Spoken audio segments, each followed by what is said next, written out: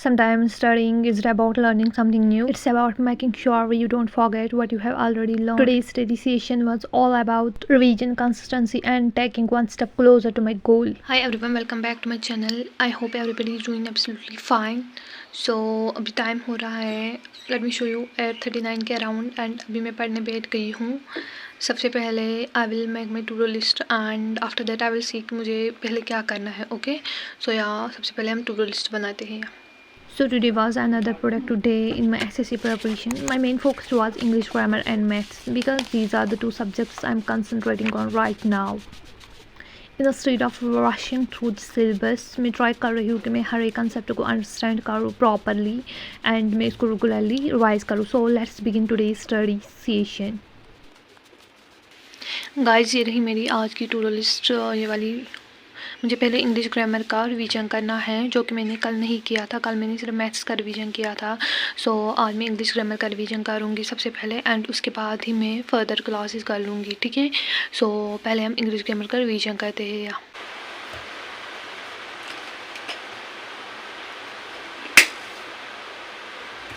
So I started my day by revising English grammar.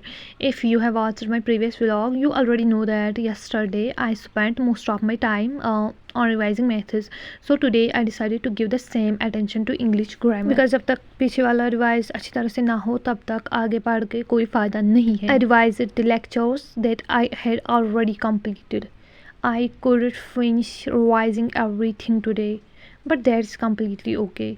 My goal isn't to finish everything quickly, it's to understand it properly. Because इसका कोई मतलब नहीं मैं सिर्फ revise करूँ, मैं सोचूँ कि काउंट में करूँ इतने लेक्चर्स रिवाइज़ करें. नो, मैं चाहती हूँ जितना भी करूँ उतना अच्छी तरह से हो जाए. एटलीस्ट सेकंड टाइम मुझे ये लगे कि मैंने पढ़ा है. One thing I have realised is that the more we learn new topics the easier it becomes to forget the old ones if we don't revise them regularly. That's why revision has become an important part of my daily routine. Many students think English grammar is easy and does not need as much practice. मुझे भी ऐसा ही लगता था, but after actually studying it, I realized that grammar isn't just about memorizing rules, बल्कि हमें ये भी समझना है कि कहाँ और कैसे उन रूल्स को हमें अप्लाई करना है. एंड रूल्स का मतलब ये नहीं कि हमें उनको रटना है, बल्कि हमें देखना है कंसेप्ट प्रॉपरली कैसे कहाँ पर लगता है. Knowing a rule and using it correctly in question are two completely different things. इसलिए I believe कि regular revision जो है वो है as important as learning new chapter. Because हम कितना ही पढ़े जब तक हम उसका रिवीजन नहीं करेंगे सब कुछ वेस्ट है. After studying for quite some time, I decided to take a short break. Something interesting happened today. कल तक weather इतना ज़्यादा hot था and suddenly इतनी बारिश हो गई. Then I came back to my desk and attend today's maths lecture. की एक लेक्चर कर ली, ये वाली यहाँ से मैंने मैथ्स की एक लेक्चर कर ली आज की एंड इसको करने में मुझे टाइम लगा you can see 1 hour and 34 minutes के अराउंड. एंड ये क्लास थी ऑलमोस्ट 1 hour and 15 और 20 minutes के अराउंड. लेकिन मुझे इसमें थोड़ा सा टाइम ज़्यादा लगता है बिकॉज मैं साथ ही में नोट्स भी बनाती हूँ एंड कभी कभी सर बोलते हैं खुद को क्वेश्चन करने को, तो वो भी हो जाता है. हालांकि यहाँ पर सर ने एक होमवर्क रखा था वो मैंने अभी किया नहीं है बिकॉज अभी मैंने इसकी क्लास कंप्लीट की है और now I am going to revise this. और जो भी सर ने क्वेश्चन करवाए हैं उनको मैं प्रैक्टिस कर लूँगी. After completing today's lecture I revised it immediately while everything was still fresh in my mind. Honestly, this made me feel much more comfortable because now I know I haven't left any unfinished revision behind. Right now I am studying the percentage chapter. जैसे कि मैंने पहली video में भी बताया, I had already revised my first 5 lectures before taking today's class. I have realized one thing about maths. No matter हम कितनी बार maths को रिवाइज करें, it never feels enough. Every time we solve the same questions again, we notice something we missed before. I don't know आपको क्या लगता है, but मुझे हमेशा ऐसा लगता है कि पिछली बार मैंने ये वाला नहीं पढ़ा था, इस बार ये वाला नए से आ गया.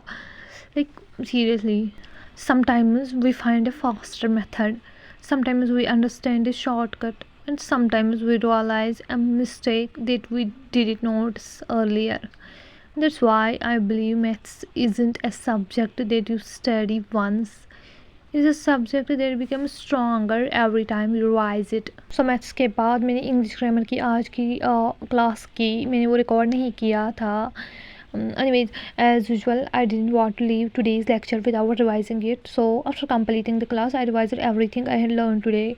I've noticed that revising immediately after a lecture makes it much easier to remember the concepts later. तो हाँ जी, मैं तो ऐसा ही करती हूँ. आप बताएं आप कैसे करते थे, करते हो in fact.